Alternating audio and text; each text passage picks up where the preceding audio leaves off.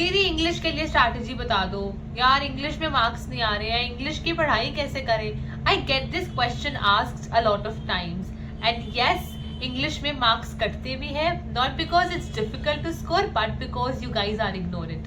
So yes, you clicked on this video, मतलब थोड़ा सा तो इंग्लिश पढ़ना चाहते हो।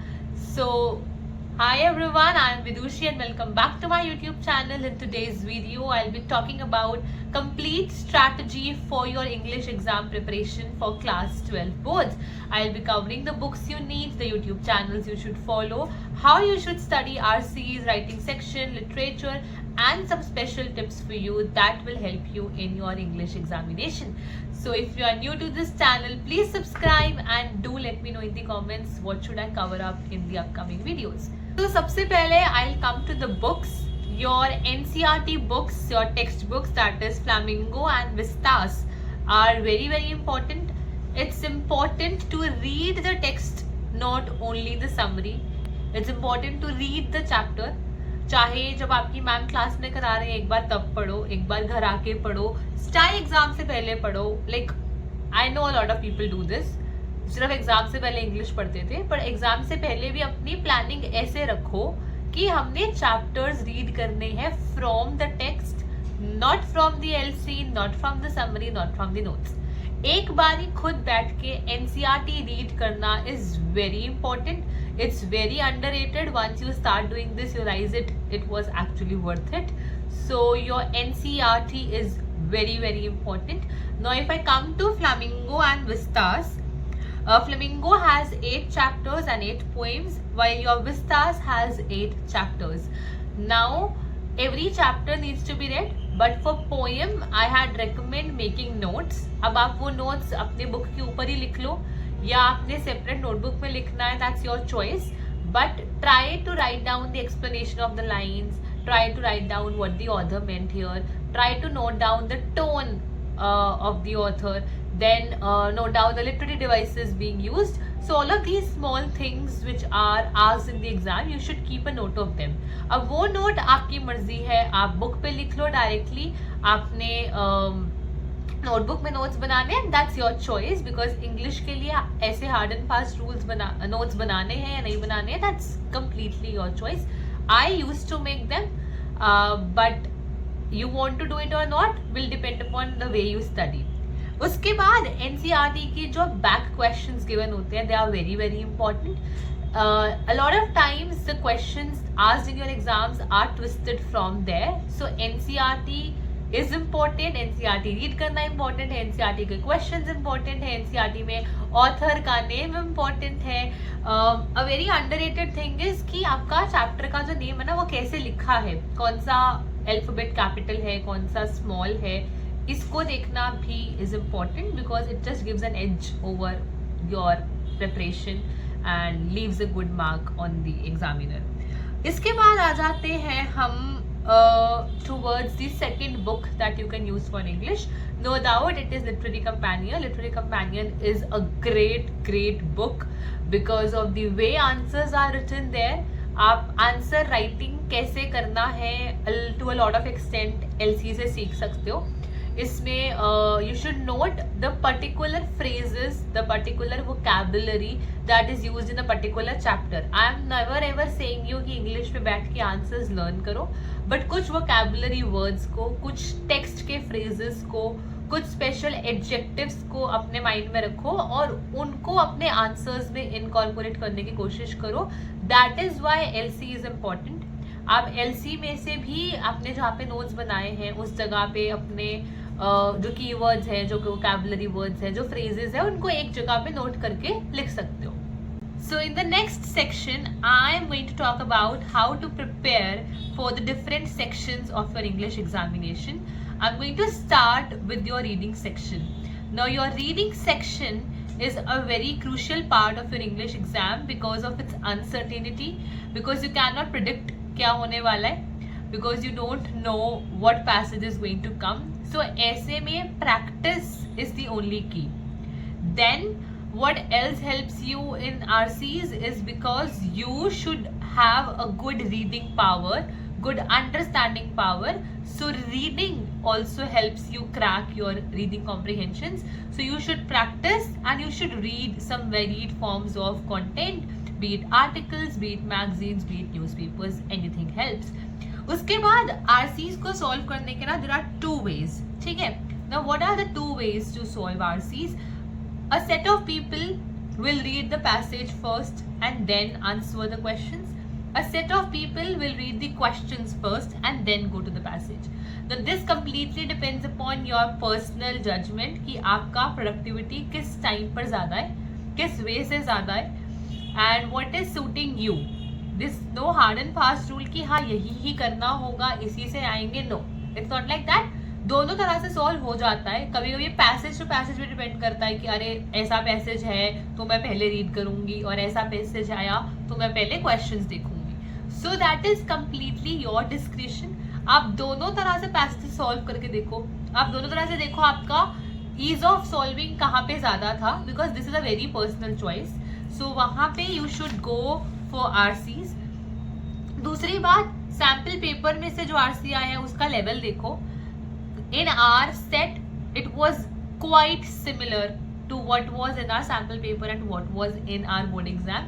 So sample paper को बेस मान के चलो और PYQs में से देखो किस लेवल का आ रहा है आरसी. मतलब you should not do very easy, but बहुत ज़्यादा हाई लेवल कॉम्पिटेटिव लेवल के लिए बोर्ड के पॉइंट ऑफ व्यू से करने की भी जरूरत नहीं है. अगर आप किसी कॉम्पिटिशन की प्रिपरेशन कर रहे हो फिर तो आपकी आरसीज हो रही है prepare. But if you are preparing it only from the boards point of view तो बहुत ज्यादा इन डिटेल मत जाओ. See the level that is asked in the previous years, see the level that is given in your sample papers. Now you have sample papers with you.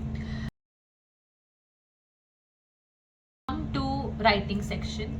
Writing section में the unbreakable part, the unchanged part is your formats. मतलब formats को तो भूलकर भी नहीं भूलना है. Your format should be correct. The date, the line कहाँ छोड़नी है, कैपिटल लेटर कहाँ पे लाना है, कहाँ पे नहीं लाना, सब्जेक्ट पहले लिखना है या सर मैम पहले लिखना है, डेट कैसे लिखनी है, नंबर्स में नहीं लिखनी है. All these little points matter in English and they catch the eye of the examiner very soon. Box कहाँ बनाना है, कहाँ नहीं बनाना है, वर्ड लिमिट में आंसर लिखना है. So all of this are some very small things to be taken care जब आप राइटिंग सेक्शन कर रहे हो. नेक्स्ट इज राइटिंग सेक्शंस के लिए what I used to do is to maintain a template in your mind. मतलब आपको पता हो कि मेरे को जब ये वाला राइटिंग सेक्शन का टॉपिक आएगा तो मैं इसमें क्या लिखूंगी और कैसे लिखूंगी. सम स्टैंडर्ड लाइन्स आप अपने माइंड में रख सकते हो कि okay I start a letter to editor always in this way, I start my invitation always in this way. तो एक थोड़ा सा आपके माइंड में ना एक टेम्पलेट होना is very important. Two things, पहला टेम्पलेट, दूसरा is structure. Body intro conclusion, intro body conclusion, जो आपका स्ट्रक्चर होता है उसको ध्यान में रखना is also very important when it comes to writing section. You do not have to write cluttered thoughts. Whatever you are writing should be structured. सीधा देखते ही लिखना नहीं शुरू कर देना. You should always frame in your mind what I'm going to write, or you might write down keywords from using a pencil and then finally start writing. तो structured way में पूरे एक प्रॉपर सिमेट्री में लिखना चाहिए in your writing section. And writing section का ना देखो थोड़ा सा सब्जेक्टिविटी आता है from the point of view of the teacher. तो इट्स वेरी इंपॉर्टेंट कि आप कुछ भी लिखते हो, आप अपनी प्रैक्टिस के लिए भी लिख रहे हो, get it checked from your school teachers, from your tuition teachers. अगर आप जा रहे हो it's very important to get your writing sections checked. First paper presentation tip for you for English is to leave a line at appropriate places. I believe English का paper ना सुंदर होना चाहिए. When your English paper is beautiful, it's appealing to eye, it leaves a good impact. To leave appropriate lines because that also shows paragraphs, but unnecessarily भी नहीं छोड़ना कि ऐसा लगे टीचर को अरे इन्होंने तो पैराग्राफ चेंज कर दिया और यहाँ पे तो पैराग्राफ चेंज नहीं करना था. तो be very mindful of where you leave a line. उसके बाद when it comes to English you cannot write in points. Remember this. आप इंग्लिश के आंसर में 1 2 3 करके बुलेट्स बना के आंसर नहीं लिख सकते, you won't get a point. This is not science history. Your answer has to be one paragraph. When it comes to question answers, you can highlight the keywords using a pencil or just write them in capitals, but do not make points. This is a very point a lot of people do not know, and मुझे भी ये तब पता लगा था जब मैं अपने सितंबर एग्जाम्स में यहाँ पे मार्क्स कटवा के आई थी. मतलब एक क्वेश्चन था जिसमें there were 2 to 3 reasons, so I just made a points out of this कि ओके फर्स्ट रीजन ये होएगा, सेकंड ये होएगा, थर्ड ये होएगा. And that's where my teacher told me कि you never make points in English. You mention all the points but in a paragraph. Separately bullet points बना के हम इंग्लिश में शो नहीं करते. So this is very very important for you to know it in case any one of you did not know it. इसके बाद आ जाता है do not make grammatical errors. आप पूरी वोकैबुलरी की तैयारी के साथ गए हो, आपका आंसर फर्स्ट क्लास था, आपका हैंड राइटिंग बहुत सुंदर है, आप लाइन्स छोड़ के आए हो, ग्रामर गलत लिखा है हो, doesn't give a good impact. Teacher को आधा नंबर काटने का ना मौका चाहिए. वोकैबुलरी नहीं अच्छी थी, काट लिया. पॉइंट मिस कर लिया, काट लिया. ग्रामर नहीं अच्छी थी, काट लिया. So you don't know, there are lot of areas to make mistakes, but you don't have to. You need to take care of these small things if your target is 100. ठीक है. Then it comes to literary devices. Mentioning literary devices in your answer is like showing the examiner कि I have studied well. अगर आपको किसी line में किसी question में directly नहीं आस्क्ड बट आपको पता है कि यहाँ पे एक लिटरेरी डिवाइस यूज था और आप उसको अपने आंसर से लिंक कर सकते हो, तो it's a very good thing to mention it, because when you do that it is gonna leave a good impact on your examiner. Also it's gonna help you because जहाँ पे भी literary device बन रहा होगा so you will have a lot of content to write. तो अगर आपको कहीं भी कुछ मिलता है ऐसा तो you should always mention that in your answers. Apart from that कुछ special tips आप लोगों के लिए when it comes to articles, when it comes to speech, when it comes to long answer questions, आप हर चैप्टर से related कुछ value based quotes phrases अपने माइंड में रख सकते हो and you can always add them. This also gives a good impact. उसके बाद take care of certain long answers. Long answers में समरी नहीं लिखनी होती, लॉन्ग आंसर में वो लिखना होता है जो पूछा होता है. सो लॉन्ग क्वेश्चन आंसर्स को अटेम्प्ट करते हुए be very mindful of what are you writing. You don't have to write the summary, you have to write what is asked.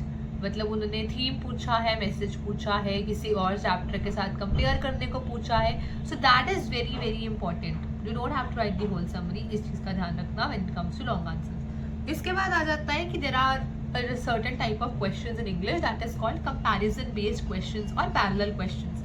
Now this also comes in your long answers usually, जो वो बोलेगा कि इस particular chapter के इस character को उस particular chapter के इस करेक्टर के साथ एक्सप्लेन करो, इसमें क्या सिमिलैरिटीज है, क्या डिफरेंसेस है.